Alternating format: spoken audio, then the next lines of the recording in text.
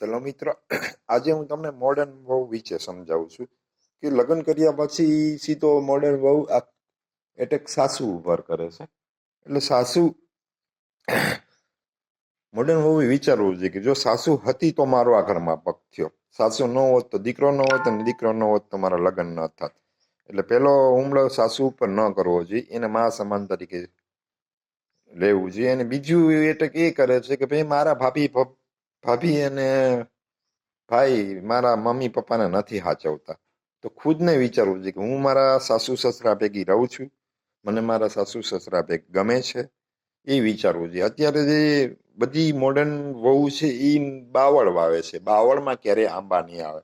ભાઈ તમે આંબા વાવો, તમે તમારા માતા પિતા ભેગા રહેશો તો તમારા છોકરા પણ તમને સાચવશે. એટલું યાદ રાખજો કે જેવું તમે કરશો એવું તમે ભરશો, જેવું કરશો એવું લણશો. જો તમે બાવળ વાવશો તો કાંટા જ લાગશે, અને જો તમે આંબા વાવશો તો એમાં ફળ આવશે. એટલે તમે અત્યારેથી જ તમે આ બાવળ વાવોમાં. અને હું તમને એ કહું છું કે ભાઈ આ મોડર્ન થિંકિંગ કરતા જે પહેલાનો જે જોઈન્ટ ફેમિલીનો કિસ્સો છે એમાં જો સાસુ હોય તો એના નાના છોકરાને સાચવે અને ઘર સંભાળે અને થોડુંક કામમાં મદદ કરે. એટલે સાસુ સસરા ભેગું રહેવું જોઈએ. પણ આજની છોકરીઓ રહેતી નથી. એનું કારણ એનું છે કે આજની વહુ છે સાસ કભી બહુ બનેગી. તો એ સાસ કભી બહુ, જ્યારે બહુ કભી સાસ બનેગી, એ નીતિથી જો સાસ કભી બહુ બનેગી એ નહીં જુઓ, બહુ કબ સાસ બનેગી તબ પતા ચલેગા. એટલે તબ ખબર પડશે કે મેં મારા સાસુ સાથે કેવો ખરાબ વ્યવહાર, એવો જ મારા છોકરાએ મને અનાથ આશ્રમમાં કેવો તો અલગ કરી નાખ્યા. એટલે જોઈન્ટ ફેમિલીમાં સાસુ સસરા ભેગા રહ્યો તો તમારા છોકરા તમારા ભેગા રહેશે.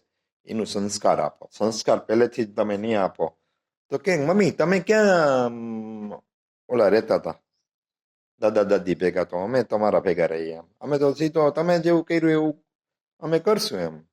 એટલે સાસુ સસરા ભેગું રહેવું જોઈએ. અને મારી ખાસ વિનંતી છે ભાઈ, તમને મોટા કર્યા છે, તમારા છોકરાઓને હું કહું છું કે તમે તમારા મા બાપને મોટા કર્યા, આવડા મોટા કર્યા, અને પછી તમે લગ્ન પછી એ તમારી જવાબદારીમાંથી છટકી જાઓ છો ને, એ છટકી જાઓમાં અને તમારા મા બાપ ભેગા રહ્યો, તમારા મા બાપને સાચવો.